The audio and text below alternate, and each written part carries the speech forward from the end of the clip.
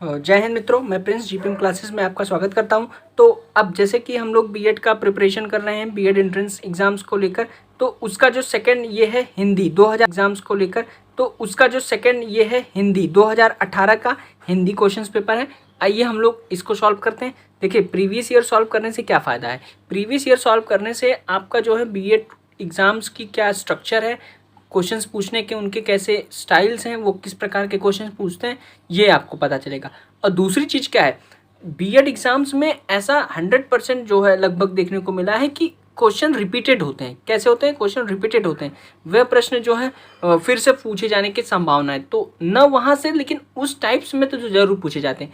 तो इसलिए previous year solve करना बहुत ज़रूरी हो जाता है। और इसी को देखते हुए हम यानी जीपीएम क्लासेस प्रयागराज आपको जो है प्रीवियस ईयर के सारे जो यानी 10 साल के जितने भी बीएड एंट्रेंस एग्जाम्स हुए हैं विभिन्न विश्वविद्यालयों द्वारा, चाहे बरेली के द्वारा हो, चाहे रुहेलखंड के द्वारा, या चाहे लखनऊ विश्वविद्यालय, जिसके भी द्वारा आयोजन हुआ है बीएड का, उन सभी प्रश्न पत्रों को आपको जो हम आपके सामने लाएंगे।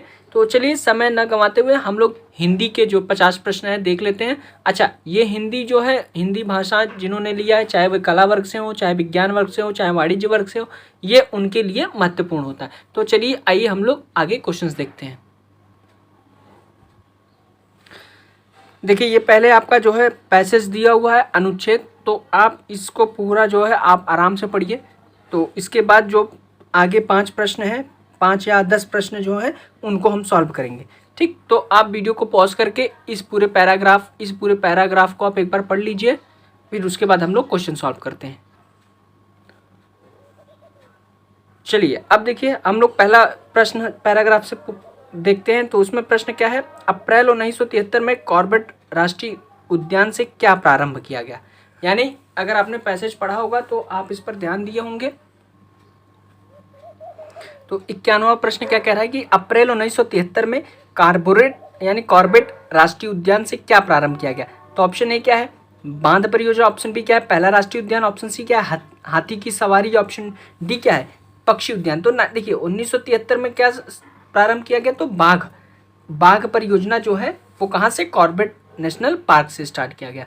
अगला प्रश्न 52 क्या है, कॉर्बेट नेशनल गार्डन यानी कॉर्बेट राष्ट्रीय उद्यान में बाघ के अलावा कौन सा पशु देखा जा सकता है।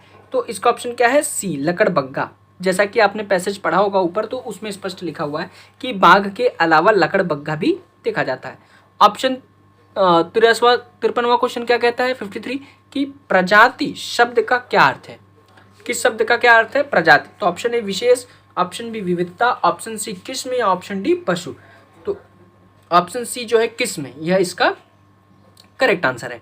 देखिए 54वां प्रश्न क्या कहता है, 54वां प्रश्न पूछता है कि हाथी पर सवारी करके सैर करना क्यों सुरक्षित है। हाथी पर सवारी करके सैर करना क्यों सुरक्षित है। तो अगर आपने पैसेज पढ़ा होगा तो आप जानते हैं इसका हाथी बाघों से नहीं डरता, हाथी बाघों से नहीं डरता। तो ये इसका जो है आंसर है। अब अगला देखिए 55वां प्रश्न क्या है कि दिल्ली वालों के लिए कॉर्बेट नेशनल पार्क पहुंचना आसान क्यों है। यानी दिल्ली वालों के लिए कॉर्बेट राष्ट्रीय उद्यान पहुंचना आसान क्यों है। तो इसका अगर आपने पढ़ा होगा तो इसका आंसर क्या है, ऑप्शन इसका डी, यानी बहुत निकट होने के कारण वे आसानी से वहां पहुंच सकते हैं। बहुत निकट होने के कारण क्या है, ऑप्शन डी क्या कहता है कि बहुत निकट होने के कारण वे आसानी से वहां पहुंच सकते हैं। तो इसका ऑप्शन जो है डी सही है। 46 प्रश्न देखते हैं। 56वां प्रश्न क्या है, 56वां प्रश्न कहता है कि पिताजी चाय पीकर दफ्तर चले गए। पिताजी कहाँ चले गए, चाय पीकर दफ्तर चले गए। तो वाक्य में क्रिया भेद बताना है आपको, क्रिया भेद बताइए। तो इसमें क्रिया भेद क्या है, ऑप्शन ए पूर्णकालिक क्रिया। ठीक, आप अगर ग्रामर पढ़ेंगे तो आप उसमें देखेंगे क्रिया भेद है। तो उसमें क्या है, 56वां पूर्वकालिक क्रिया जो है इसका आंसर है। अगला प्रश्न देखते हैं हम लोग 57। देखिए 57वां प्रश्न कहता है कि जिसकी उपमा नहीं दी जा सकी वाक्यांश के लिए उचित शब्द। यानी अनेक शब्दों के लिए एक शब्द होता है, तो जिसकी उपमा न दी जा सके उसे क्या कहते हैं, वह अनुपम कहलाता है। क्या कहलाता है, अनुपम। इसलिए इसका ऑप्शन ए इसका करेक्ट आंसर होगा। 58वां प्रश्न क्या कहता है कि समुद्र शब्द का पर्यायवाची शब्द बताइए। यानी समुद्र शब्द का पर्यायवाची शब्द कौन सा है। अब देखिए ऑप्शन ए क्या है, जलधि, उदधि, नदीद, सिंधु, सविता।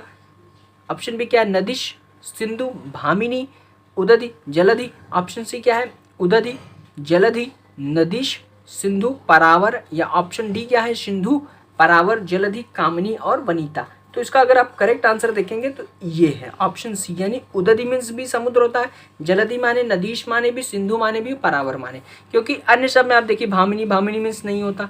और इसके बाद देखिए जलधि, जलधि मीन्स ये आप इधर देखेंगे सविता मीन्स नहीं होता, क्योंकि सविता मीन्स नदी होता है। तो कहीं ना कहीं आपको अन्य ऑप्शनों में एक एक खामियां देखने को मिली, लेकिन ऑप्शन सी जो है इसके सारे शब्द जो है किसका पर्यायवाची हैं, समुद्र के पर्यायवाची हैं। अब हम लोग 59 प्रश्न देखते हैं कि स्वागत शब्द का सही संधि विच्छेद क्या है।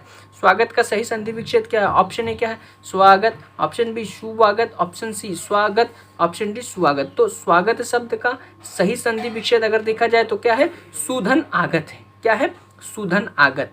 सुधन आगत क्या होता है, स्वागत शब्द का सही संधि विच्छेद होता है। अब 60वां प्रश्न क्या है, हिंदी शब्दकोश के अनुसार संतान, सकल, सचल, सक्षम शब्दों का सही क्रम है। यानी आपको कौन कौन से शब्द है, संतान, सकल, सचल, सक्षम, इन शब्दों को क्या करना है, सही से हिंदी शब्दकोश में आपको मिलाना है। अब देखिए, तो देखिए ये जो ऑप्शन डी देखेंगे, संतान, सकल, सक्षम, सचल, ये ऑप्शन इसका जो है सही शब्दकोश में है। यानी इसका ऑप्शन क्या होगा, ऑप्शन 60 होगा। अब अगला प्रश्न देखते हैं, यानी 61वां प्रश्न देखते हैं। 61वां प्रश्न क्या कहता है कि जो अव्यय शब्द दो पदों, जो अव्यय शब्द दो पदों, पदबंधों या उपवाक्यों को जोड़ने का कार्य करते हैं उन्हें कहा गया है। उन्हें क्या कहा गया है, ऑप्शन ए क्या है, क्रिया विशेषण, ऑप्शन बी समुच्चय बोधक, ऑप्शन सी संबंध बोधक, या ऑप्शन डी विस्मयादि बोधक। तो 61वां का ऑप्शन क्या है, ऑप्शन बी, यानी समुच्चय बोधक जो है। समुच्चय बोधक क्या है, ये दो अवयवों यानी दो शब्दों या दो पदों या दो पदबंधों या दो उपवाक्यों को जोड़ने का कार्य करता है, समुच्चय बोधक। जैसे नाम से ही आपको लग रहा होगा कि समुच्चय यानी दो या दो से अधिक चीजें हों तो उन्हें समुच्चय कहते हैं। अब देखिए 62वां प्रश्न क्या कह रहा है कि दो शब्दों के परस्पर मेल से बने तीसरे शब्द को क्या कहते हैं। यानी दो शब्दों के परस्पर मेल से बना तीसरा शब्द क्या होता है, तो ये तो क्या होता है, ये समास होता है। ये समास की परिभाषा ही है। ठीक, ये क्या होता है, दो शब्दों के परस्पर मेल से जो तीसरा नया शब्द बनता है वो क्या कहलाता है, समास कहलाता है। अब देखिए 63वां प्रश्न क्या है, चपल शब्द का उचित विलोम बताना। आपको बताना क्या है, विलोम बताना है। किस शब्द का बताना है, चपल शब्द का बताना है। ऑप्शन ए क्या है, ऑप्शन ए है महान, ऑप्शन बी क्या है, ऑप्शन बी गंभीर है, ऑप्शन सी क्या है स्थावर है, ऑप्शन डी क्या है अचल है। देखिए चपल माने क्या होता है, चपल माने होता है कि जो चंचल है। क्या है, जो चंचल है। कहते हैं ना वो आदमी बहुत चपल है मतलब चंचल है। तो विलोम पूछा है तो चंचल का विलोम क्या होगा, गंभीर होगा। जो आदमी गंभीर है, ठीक, यानी वो चंचल नहीं है। ऑप्शन डी देख। अब 64वां प्रश्न देखते हैं। 64वां प्रश्न क्या कहता है कि प्रिय विशेषण के साथ प्रयुक्त होने वाली संज्ञा नहीं है। यानी प्रिय क्या है, प्रिय विशेषण है, तो इसके साथ ऐसा कौन सा संज्ञा है जो प्रयोग नहीं होगा। तो ऑप्शन ए क्या है विषय, ऑप्शन बी क्या है कवि, ऑप्शन सी मित्र है, ऑप्शन डी क्या है बैरी है। तो प्रिय विशेषण के साथ प्रयुक्त होने वाली कौन सी अगर संज्ञा नहीं है हम लोग देखें तो कौन सी है, बैरी। बैरी नहीं हो, क्योंकि भाई देखो कोई अगर प्रिय है तो उसके साथ आप बैरी लगा। प्रिय कवि, प्रिय विषय, प्रिय मित्र है, प्रिय बैरी थोड़ी होता है ना, बैरी तो बैरी होता है, वो प्रिय कैसे होगा। अब अगला प्रश्न देखते हैं 65वां प्रश्न क्या कहता है कि निम्नलिखित वाक्यों में से किस वाक्य में सर्वनाम का अशुद्ध प्रयोग हुआ है। 65वां प्रश्न क्या है कि निम्नलिखित वाक्यों में से किस वाक्य में सर्वनाम का क्या हुआ है, अशुद्ध प्रयोग हुआ है। ऑप्शन ए क्या है, वह स्वयं यहाँ नहीं आना चाहती, ऑप्शन बी आपके आग्रह पर मैं दिल्ली जा रहा हूँ, ऑप्शन सी मैं तेरे को एक घड़ी दूंगा, ऑप्शन डी मुझे इस बैठक की सूचना नहीं थी। तो आप देखिए नॉर्मली अगर आप ग्रामर नहीं भी पढ़े हैं, नॉर्मली आपको देखिए ये नहीं लग रहा है वाक्य गलत है, मैं तेरे को एक घड़ी दूंगा ना, ये कहाँ की है, बम्बई की भाषा है, ये कहाँ की है, गलत है ये, तो इसलिए ऑप्शन इसका सी होगा। अब 66वां प्रश्न देखते हैं, किसी कारक में सर्वनाम शब्द का प्रयोग नहीं होता। किसी कारक में सर्वनाम शब्द यानी किस कारक में, 4 प्रकार के कारक दिए, कर्म कारक, संबोधय कारक, संप्रदाय कारक और अपादान कारक। तो किसमें सर्वनाम शब्द, सर्वनाम क्या होता है, सर्वनाम जो संज्ञा की जगह जब प्रयोग करते हैं, जैसे मैं, आप, तुम, ये सब क्या है सर्वनाम है। तो इसमें कहाँ प्रयोग होगा, यानी कौन से कारक में सर्वनाम का प्रयोग नहीं होता, तो इसका आंसर आपका क्या है, संबोधन कारक। संबोधन कारक में सर्वनाम का प्रयोग नहीं होता।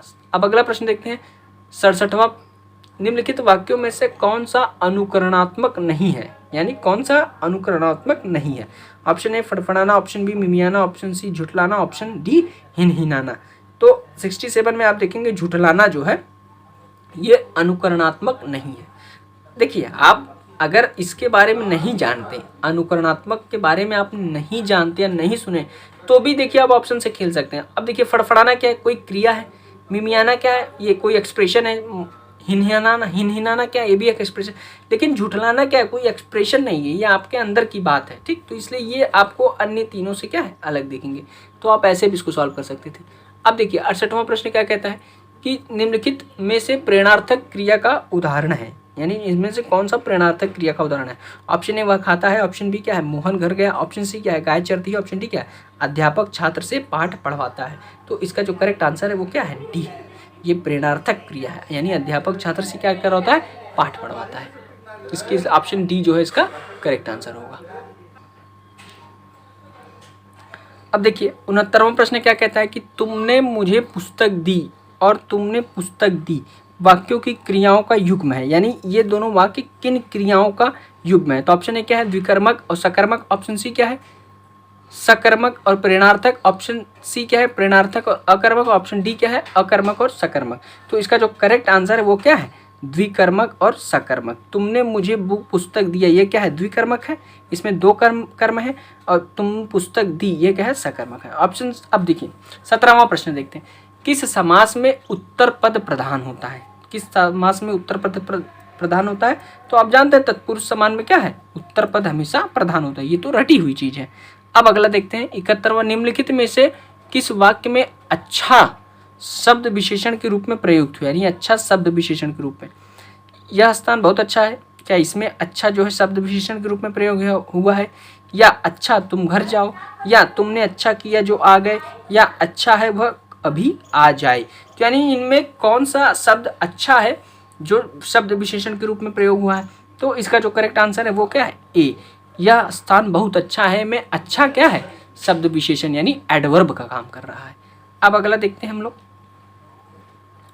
72वां प्रश्न क्या है कि अर्थ के आधार पर वाक्य का भेद नहीं है, अर्थ के आधार पर वाक्य का भेद नहीं है। प्रश्न ऑप्शन ए इच्छा सूचक, ऑप्शन बी संदेह सूचक, ऑप्शन सी निश्चय सूचक, या ऑप्शन डी विधि सूचक। तो इसका जो करेक्ट आंसर है वो क्या है निश्चय सूचक जो है अर्थ के आधार पर वाक्य भेद नहीं करता। अब देखिए 73 क्या है गाल बजाना का सही अर्थ क्या है, बकवास करना, डींग हाँकना, बकबक करना या रौब झाड़ना। तो गाल बजाना का मतलब क्या होता है, गाल बजाना का मतलब होता है डींग हाँकना, जो बड़ी बड़ी बातें करते हैं तो उनको कहा जाता है ये क्या कर रहे हैं ये गाल बजा रहे हैं। अब देखिए 74वां प्रश्न देखते हैं। 74वां प्रश्न क्या कहता है श्रवण कौशल का अर्थ, श्रवण कौशल का अर्थ क्या है धीरे धीरे सुनना, जोर जोर से सुनना, सार्थक श्रवण करना या जल्दी जल्दी सुनना। तो 74 का जो करेक्ट आंसर है वो क्या है वो है सार्थक श्रवण करना। श्रवण कौशल का मतलब होता है अच्छी चीजें या सार्थक चीजों का श्रवण करना। चलिए 75वां प्रश्न क्या कह रहा है कि लेखन में वर्तमान में पूर्ण विराम चिन्ह के रूप में प्रयुक्त हो रहा है, यानी पूर्ण विराम के लिए कौन सा आप प्रयोग कर सकते हैं। तो आप ऑप्शन ए, बी, सी और डी देखें तो इसमें ऑप्शन क्या है ऑप्शन जो बी है यानी डॉट, ये क्या है पूर्ण विराम के लिए। अंग्रेजी में आप इंग्लिश में देखेंगे तो इसका जो है प्रयोग पूर्ण विराम के लिए होता है। 76वां प्रश्न देखिए निम्नलिखित शब्दों में शुद्ध शब्द कौन सा है, प्रक्रिया, प्रक्रिया, प्रक्रिया या इनमें से कोई नहीं। तो आप इन शब्दों को अगर ध्यान से देखेंगे तो इसमें कौन सा शब्द शुद्ध आपको दिखेगा, तो इसमें ऑप्शन प्रक्रिया जो है ये शुद्ध रूप से लिखा हुआ है। 77वां प्रश्न देखिए निम्नलिखित में कौन सा संघर्षी व्यंजन है, कौन सा व्यंजन पूछा है संघर्षी व्यंजन पूछा है। तो क है, च है, ल है और श है। तो इनमें से कौन सा संघर्षी व्यंजन है, तो इसका जो करेक्ट आंसर है वो क्या है डी, श जो है, श को क्या कहते हैं ये संघर्षी व्यंजन है। 78वां देखते हैं प्रत्युत्पन्नति शब्द में उपसर्ग क्या है। देखिए मैंने आपको बताया था उपसर्ग क्या होता है। उपसर्ग जो है किसी शब्द को और अधिक सार्थक बनाने या उसकी अर्थ को वृद्धि करने हेतु जो है आगे लगा हुआ क्या होता है शब्द होता है। अब देखिए प्रत्युत्पन्नमति शब्द में उपसर्ग क्या है, प्र है, प्रति है, प्रत्यु है, इनमें से कोई नहीं। तो इसका जो करेक्ट आंसर है वो बी है, यानी प्रति शब्द जो है इसका उपसर्ग है। 79 प्रश्न के निम्नलिखित में से कौन सा शब्द देशज है, कौन सा शब्द देशज है। प्रार्थना, लोटा, खेत या नेत्र, इनमें से कौन सा देशज शब्द है, तो इसका जो है लोटा, लोटा शब्द क्या है देशज शब्द है। 80वां देखिए निम्नलिखित में से कौन सा कमल का पर्यायवाची शब्द नहीं है। नलिनी कमल का पर्यायवाची है, राजीव क्या है, राजीव भी कमल का पर्यायवाची है, इसमें देखिए कौन सा शब्द कमल का पर्यायवाची नहीं है, तो इसमें नलिनी जो है ये नहीं है, ठीक। उत्पल है, राजीव है, ठीक। नलिनी जो है वह इसका पर्यायवाची नहीं है। 81वां प्रश्न देखिए, तुमने इतना अच्छा काम किया कि मुझे खबर ही न दी, यह वाक्य, यह कौन सा वाक्य है? तुमने इतना अच्छा काम किया कि मुझे खबर ही ना दी, ये कौन सा वाक्य है? तो आप अगर ध्यान से देखेंगे तो ये आपको विस्मयादिबोधक वाक्य मिलेगा। कौन सा वाक्य मिलेगा? यह विस्मयादिबोधक है। कौन सा वाक्य? विस्मयादिबोधक। इसमें विस्मय की बात हो रही है। 82वां देखिए, अनिवार्य का विलोम शब्द है, अनिवार्य शब्द है, इसका विलोम शब्द क्या है? अनिवार्य का, कोई चीज़ अनिवार्य होती है, कंपलसरी होता है, उसका विलोम क्या होता है? ऐच्छिक होता है। ऑप्शन 83 क्या है? नंद कुमार का पर्यायवाची शब्द इनमें से नहीं है। किसका? नंद कुमार का पर्यायवाची नहीं है। तो जो 83 का आंसर क्या है? नंदराम। नंदराम जो है नंद कुमार का पर्यायवाची शब्द नहीं है। अब आइए हम लोग अगला देखते हैं। देखिए 84वां प्रश्न क्या कहता है कि दान शब्द में किस प्रकार की संज्ञा मानी जाएगी? दान शब्द में कौन सी संज्ञा है? गुणवाचक है, भाववाचक है, जातिवाचक है या व्यक्तिवाचक है? तो क्या है? भाववाचक। दान क्या है? दान एक प्रकार का भाव है ना, दान भाव से आता है, इसलिए कौन सा है? भाववाचक है। अगला देखिए, अधिपद में उपसर्ग पूछा है। क्या पूछा है? उपसर्ग पूछा है। किस शब्द में? अधिपद में। ऑप्शन ए क्या है? अ, ऑप्शन बी क्या है? अग, ऑप्शन सी क्या है? अध, या ऑप्शन डी क्या है? अधि। तो 85 का क्या करेक्ट आंसर होगा? अ होगा। अधिपद में क्या है? अधिपद में अ जो है इसका उपसर्ग है। देखिए 86वां प्रश्न क्या है? किस आचार्य ने रस को इस प्रकार परिभाषित किया है? रस को इस प्रकार परिभाषित किया है। आचार्य विश्वनाथ, आचार्य भरत ने, आचार्य रामचंद्र शुक्ल, इनमें से कोई नहीं। तो इसका करेक्ट आंसर क्या है? आचार्य भरत। आचार्य भरत जी ने रस को परिभाषित किया है। अब 87वां प्रश्न देखिए, उपसर्ग में सर्ग, उपसर्ग में सर्ग का अर्थ क्या है? उपसर्ग में सर्ग का अर्थ क्या होता है? उपसर्ग में सर्ग का अर्थ सभी होते हैं, यानी सृष्टि करना भी होगा, निर्माण करना भी होगा, रचना करना भी होगा, ये सभी क्या होंगे? सर्ग का अर्थ होता है। अब देखिए 88वां प्रश्न देखिए, 28वां प्रश्न क्या कहता है कि तत्सम शब्द का चयन कीजिए। 88वां प्रश्न क्या कहता है? तत्सम शब्द का चयन कीजिए। ऑप्शन ए क्या है? आकाश, ऑप्शन बी आम, ऑप्शन सी आषाढ़, या ऑप्शन डी आश्रय। तो तत्सम शब्द क्या होता है? जिसके पीछे, यानी शब्द के पीछे आपको जो है सब अक्षर लगा हो। तो डी क्या है? इसका ऑप्शन जो है आश्रय है। 88 का क्या है? आश्रय, यानी डी। डी इसका ऑप्शन होगा। अब देखिए 89वां प्रश्न देखते हैं, जो धातु या शब्द के अंत में जोड़ा जाता है उसे क्या कहते हैं? धातु या शब्द के अंत में, उसे प्रत्यय कहते हैं। उसे क्या कहते हैं? उसे प्रत्यय कहा जाता है। अब 90वां प्रश्न देखते हैं। अब 90वां प्रश्न क्या कहता है? 90वां प्रश्न कहता है कि वर्णमाला किसे कहते हैं? तो वर्णमाला किसे कहते हैं? शब्द समूह को, या वर्णों के आकलन को, या शब्द गणना को, या वर्णों के व्यवस्थित समूह को? तो अगर आप इसका करेक्ट आंसर देखेंगे तो इसका ऑप्शन क्या है? डी। सॉरी, वर्णमाला शब्द का देखेंगे करेक्ट आंसर क्या है, वो आपको डी मिलेगा। यानी वर्णों के व्यवस्थित समूह को क्या कहते हैं? वर्णमाला कहते हैं। अब आइए हम लोग अगला देखते हैं। चलिए देखिए 91वां प्रश्न क्या कहता है कि जिस संज्ञा में केवल एक ही व्यक्ति का बोध होता है उसे क्या कहते हैं? जिस संज्ञा में केवल एक ही व्यक्ति का बोध होता है वो क्या कहलाता है? जातिवाचक, व्यक्तिवाचक, भाववाचक, या द्रव्यवाचक? तो जो जिस व्यक्ति में एक ही होता है उसे द्रव्यवाचक कहते हैं, ठीक है। यानी जिस संज्ञा में केवल एक व्यक्ति का बोध होता है उसे कौन सी संज्ञा कहते हैं? उसे द्रव्यवाचक कहते हैं। स्वर संधि के कितने भेद होते हैं? स्वर संधि के कितने भेद होते हैं? स्वर संधि के 5 भेद होते हैं। जिस समासिक पद का प्रथम पद प्रधान हो वह क्या कहलाता है? जिस समासिक पद का पहला पद क्या हो? प्रधान हो, उसे क्या कहलाता है? वह क्या कहलाता है? वो न तो द्वंद्व कहलाता है, न अव्ययी भाव कहलाता है, न ही तत्पुरुष, इनमें से कोई नहीं। अब देखिए 94वां प्रश्न क्या कहता है कि विचित्र अथवा आश्चर्यजनक वस्तु या घटना को देखकर हृदय में कौतूहल तथा आश्चर्य का भाव उत्पन्न होता है। तो यह कौन सा रस है? तो यह कौन सा रस है जिसमें कौशल और इनका भाव उत्पन्न होता है? तो वो अद्भुत रस है। कौन सा रस है? अद्भुत रस है। अप्रकृत में उपसर्ग है। अप्रकृत में कौन सा उपसर्ग है? तो अप्रकृत में अगर आप देखेंगे तो कौन सा है? अप उपसर्ग है। कान भरना, कान भरना मुहावरे का सही अर्थ क्या है? चुगली करना। कान भरना का मतलब क्या है? ऑप्शन सी चुगली करना। अब अगला प्रश्न देखते हैं हम लोग। 97वां प्रश्न क्या कहता है? अभिषेक का संधि विच्छेद पूछा है। क्या पूछा है? अभिषेक का संधि विच्छेद। तो अभिषेक का संधि विच्छेद क्या होता है? अभिधन सेक होता है। 98वां क्वेश्चन क्या है कि हमेशा बचपन में प्रयुक्त होने वाला शब्द कौन सा है? सामग्री, अमीर, नारी या शिला? हमेशा बहुवचन में, किसमें? बहुवचन में प्रयुक्त होने वाला शब्द। तो सामग्री, अमीर, नारी या शीला। तो आप देखेंगे सामग्री को हमेशा किस में प्रयोग करते हैं, बहुवचन में प्रयोग किया जाता है। 32 दांतों में जीभ लोकोक्ति का आशय क्या है, सुंदर दंत पंक्ति या खाने के लिए ललचाना या शत्रुओं से घिरा रहना या अधिक बोलने में सहायक होना।